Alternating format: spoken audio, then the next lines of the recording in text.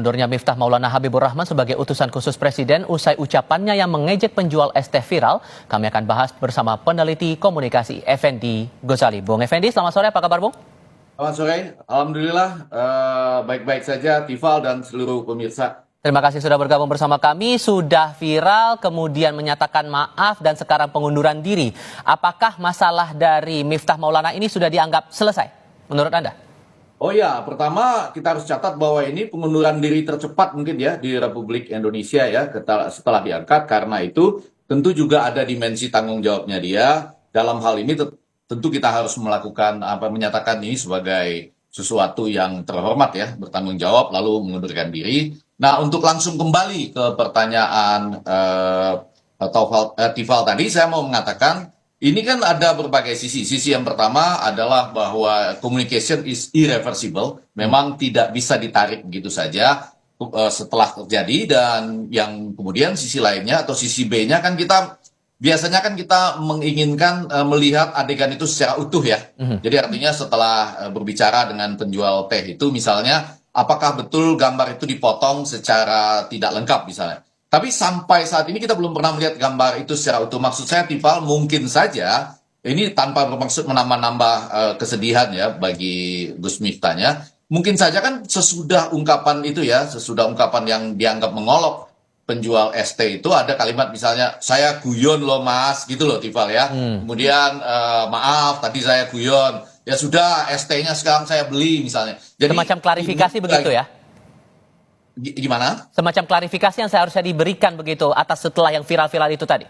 Ya, ini persoalan yang selanjutnya itu persoalan empati dan simpati gitu. Dan ini bisa dibandingkan dengan misalnya kiai atau pendakwah lain. Misalnya kalau Abdul Somad itu pernah menghadapi yang seperti ini, terus dia bilang nggak apa-apa, terus saja jualan, ya, mainkan itu, begitu bahasa Sumateranya, mainkan itu, terus saja jualan, saya bayar dari sini, kurang lebih begitulah gitu ya. Jadi kalau ini tidak berhenti pada olokan saja, tapi misalnya tadi dilanjutkan dengan mohon maaf loh ya mas, terus tidak apa-apa, saya beli dari sini misalnya. Jadi ada sambungan yang mengandung tadi simpati dan empati. Itu kan yang muncul di antara teman-teman netizen. Jadi kita harus menghormati kedua-duanya, yaitu bahwa Gus Miftah sudah mengambil kebijakan ini ya, artinya sudah mengambil putusan setelah berdoa katanya bermuasabah dan beristiqorah. Tapi pada bagian lain kita juga harus memuji netizen yang tetap mengingatkan bahwa di media sosial, apalagi ketika Anda punya jabatan tertentu, simpati dan empati terhadap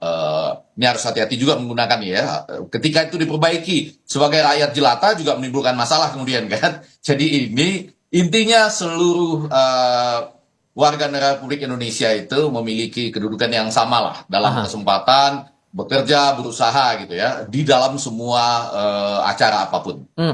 Tapi begini juga, setelah itu viral di awal kemudian sudah ditegur oleh pihak istana agar Miftah ini menyampaikan permohonan maaf ke publik, tapi kemudian makin gencar isu-isu yang berhubungan langsung dengan Gus Miftah di media sosial. Anda menangkapnya bagaimana ini sampai akhirnya justru sudah minta maaf, dia sudah langsung datang kepada sang penjual, makin viral, tekanan publik makin besar. Anda melihat juga begitu? Iya, dalam kasus ini sekali lagi ya, tanpa bermaksud nambah-nambah persoalan bagi beliau, itu juga dikaitkan ternyata dengan beberapa ucapan-ucapan lainnya gitu, yang dianggap juga misalnya kurang simpatik atau kurang mengandung empati terhadap beberapa pihak lainnya. Jadi yang mau saya katakan, memang di media baru ini semua rekam jejak kita itu akan bisa sampai pada sebuah ambang batas di mana akhirnya dikembalikan kepada kita. Ya, walaupun sudah minta maaf, kan biasa tuh ada melakukan kesalahan, terus orang biasanya langsung datang ke rumahnya gitu ya, minta maaf, memberikan katakanlah hal-hal yang bisa membantu kehidupan orang tersebut, dalam ini sun haji. Tetapi kemudian seperti yang disampaikan Tifal tadi, enggak juga, netizen masih terus mengulik-ngulik hal-hal yang terkait, sekali lagi kata kuncinya adalah simpati dan empati. Oke.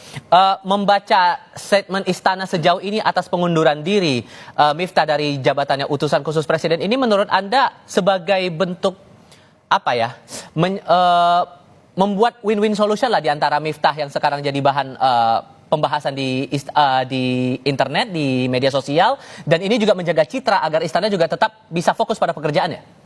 Ya, jadi seperti yang saya nyatakan tadi, di satu sisi kita harus melihat ini Tifal sebagai sebuah tindakan pengunduran diri yang paling cepat loh. Saya tidak tahu ya apa yang terjadi di belakang itu, tapi kan kalau dari pernyataan Gus Miftah seperti video yang muncul di layar televisi itu, dia sedang menyatakan bahwa ini adalah keputusan dirinya sendiri setelah dia berdoa, bermuasabah dan beristiqoroh, ditambah lagi dengan ini berbasiskan rasa cinta, hormat dan tanggung jawabnya kepada Bapak Presiden gitu ya. Kita tidak tahu apakah sebuah teguran atau prinsip-prinsip yang ada dalam komunikasi internal kepresidenan dengan dia sebagai utusan khusus. Namun, apakah ini menyelesaikan masalah pada hari ini? Pasti iya, ya, karena tentu saja semua orang harus menghormati keputusan dari Gus Miftah, ya, bahkan disertai dengan kenyataan bahwa ini adalah bagian dari tanggung jawabnya. Cuma ada dua tambahan lain yang menurut saya menarik dari hal Apa tuh? ini, yaitu bahwa ini akan melakukan sebuah semacam set, jadi semacam ada ukuran khusus. Tidak hanya bagi utusan khusus ini, tapi juga bagi menteri, wakil menteri, dan seluruh pejabat-pejabat yang dianggap masuk ke dalam kabinetnya Bapak Presiden Prabowo. Karena kan utusan khusus ini sebetulnya setara dengan menteri gitu. Jadi selanjutnya ketika Anda lepas katakanlah 1-2 kali melakukan kesalahan yang agak fatal ini dan kemudian dinilai oleh netizen, saya rasa netizen melakukan tugasnya juga ya untuk melakukan kontrol sosial gitu, maka Anda juga akhirnya punya pilihan seperti Gus Miftah ini. Jadi artinya ada sebuah set standar yang cukup ketat pada saat ini ya. Ini semacam reminder juga buat kalangan-kalangan yang masuk di tataran pemerintahan, tapi awalnya backgroundnya sebagai figur publik, begitu ya? Ya, karena sekali lagi lepas dari ucapan yang mungkin kebetulan tadi ada salah ucap, terus irreversible, tetapi juga ini pemerintahan ini kita lihat memang segera berhadapan dengan simpati dan empati publik ya terhadap hal-hal yang dikampanyekan sendiri. Anda tahu bagaimana makan bergizi gratis itu kan pasti bagi warga negara yang membutuhkannya. Dan lebih daripada itu, saya rasa pada saat ini akan juga muncul sebuah standar yang tinggi dan ini bisa juga kita sambut gembira bahwa sekarang perhatian orang terhadap rakyat kecil ya, itu terhadap mereka yang berusaha seperti penjual ST dan semuanya itu juga sekarang menjadi semakin tinggi ya ketika dia berhadapan dengan utusan khusus presiden. Ternyata presiden kita dan masyarakat kita, netizen kita memilih berpihak pada penjual ST misalnya. Ini kan juga suatu fakta. Sudah kami tangkap poinnya di situ, Bung Effendi Ghazali. Terima kasih banyak sudah berbagi pandangan bersama kami. Saya selalu ya, Bung. Selamat sore.